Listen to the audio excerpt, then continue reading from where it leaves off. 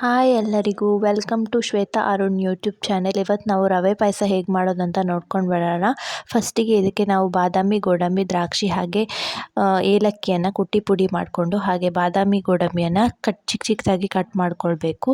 Next ನಾವು ಒಂದು ಬಾಣಲೆಗೆ ತುಪ್ಪವನ್ನು ಹಾಕಿಬಿಟ್ಟು ತುಪ್ಪ ಕರಗಿದ ಮೇಲೆ ಅದಕ್ಕೆ ನೋಡಿ ಈ ಲೋಟದಲ್ಲಿ ನಾವು ಅರ್ಧ ಲೋಟ ಆಗುವಷ್ಟು ರವೆಯನ್ನು ಹಾಕ್ಕೊಂಡು ಫ್ರೈ ಮಾಡ್ಕೊಳ್ಬೇಕು. ರವೆ ಫುಲ್ ಕೆಂಪಾಗುವಷ್ಟು ಫ್ರೈ ಮಾಡ್ಕೊಳ್ಬೇಕು. ಸ್ವಲ್ಪ ಮೀಡಿಯಮ್ ಫ್ಲೇಮಲ್ಲಿ ಇಟ್ಕೊಂಡು ಫ್ರೈ ಮಾಡಿಕೊಂಡ್ರೆ ಒಳ್ಳೆಯದು. ರವೆ ಫ್ರೈ ಮಾಡ್ಕೊಂಡಾದಮೇಲೆ ಅದನ್ನು ನಾವು ಸೈಡಲ್ಲಿ ಎತ್ತಿಟ್ಕೋಬೇಕು. ನೋಡಿ, ಇಷ್ಟು ರವೆ ಫ್ರೈ ಆದರೆ ಸಾಕು. ನೆಕ್ಸ್ಟು ನಾನು ಒಂದು ಕಡೆ ಹಾಲನ್ನು ಕುದಿಸಲಿಕ್ಕೆ ಇಟ್ಟಿದ್ದೇನೆ. ಈ ಲೋಟದಲ್ಲಿ ನಾನು 4 ಲೋಟ ಆಗುವಷ್ಟು ಹಾಲನ್ನು ತೆಗೆದಿಟ್ಕೊಂಡಿದ್ದೇನೆ. ನೆಕ್ಸ್ಟು ಅದೇ ಬಾಣಲೆಗೆ 2 ಸ್ಪೂನ್ ಆಗುವಷ್ಟು ತುಪ್ಪವನ್ನು ಹಾಕಿಬಿಟ್ಟು ತುಪ್ಪ ಕರಗಿದ ಮೇಲೆ ಕಟ್ ಮಾಡ್ಕೊಂಡಿರುವಂತಹ ಬಾದಾಮಿಯನ್ನು ಹಾಕಿಬಿಟ್ಟು ಒಂದು 3/4 ಭಾಗ ಆಗುವಷ್ಟು ಫ್ರೈ ಮಾಡ್ಕೊಳ್ಬೇಕು. ನೆಕ್ಸ್ಟು ಇದು ಫ್ರೈ ಆದಮೇಲೆ ನಾವು ಗೋಡಂಬಿಯನ್ನು ಹಾಕ್ಕೋಬೇಕು.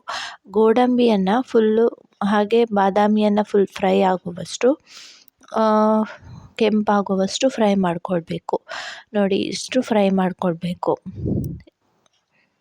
ಇಷ್ಟು ಫ್ರೈ ಆದಮೇಲೆ ನಾವು ದ್ರಾಕ್ಷಿಯನ್ನು ಹಾಕ್ಕೋಬೇಕು. ದ್ರಾಕ್ಷಿ ಹೀಗೆ ದುಂಡಗೆ ಆಗಬೇಕು, ಅಂದರೆ ರೌಂಡ್ ಬಾಲ್ ಥರ ಆಗುತ್ತಲ್ಲ ಹಾಗೆ ಆಗಬೇಕು.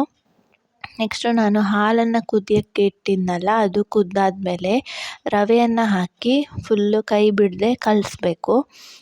ಕೈ ಬಿಡದೆ ಕಲಸಾದ್ಮೇಲೆ ಅದು ಎಲ್ಲಿ ಗಂಟಿದೆಯಾ ಇಲ್ವಾ ಅಂತ ನೋಡ್ಕೋಬೇಕು. ನೆಕ್ಸ್ಟು ಕುದೀತಾ ಇರುವಾಗ ಅರ್ಧ ಲೋಟದಷ್ಟು ನಾವು ಸಕ್ಕರೆಯನ್ನು ಹಾಕ್ಕೋಬೇಕು. ಸಕ್ಕರೆ ಹಾಕಿದ್ಮೇಲೆ ಸಕ್ಕರೆ ಫುಲ್ಲು ಕರಗಬೇಕು. ನೆಕ್ಸ್ಟು ಏಲಕ್ಕಿಯನ್ನು ಹಾಕ್ಕೋಬೇಕು. ನೆಕ್ಸ್ಟ್ ಸ್ಟವ್ ಆಫ್ ಮಾಡ್ಕೋಬೇಕು. ಸ್ಟವ್ ಆಫ್ ಆದಮೇಲೆ ನಾವು ಗೋಡಂಬಿ, ಬಾದಾಮಿ, ದ್ರಾಕ್ಷಿಯನ್ನು ಹಾಕ್ಕೊಂಡು ಕಲಿಸ್ಕೋಬೇಕು. ನೆಕ್ಸ್ಟು ನಾವು ತಂಪಿನ ಬೀಜವನ್ನು ನೆನೆಸಿಟ್ಕೊಂಡಿದ್ದೇವೆ, ಅದನ್ನು ಹಾಕಿಬಿಟ್ಟು ಚೆಂದ ಮಾಡಿ ಕಲಿಸ್ಬೇಕು. ಹೀಗೆ ಮಾಡಿದರೆ ರವೆ ಪಾಯಸ ರೆಡಿ. ಇದನ್ನು ನೀವು ಕೂಡ ಮನೆಯಲ್ಲಿ ಮಾಡಿ. Thank you.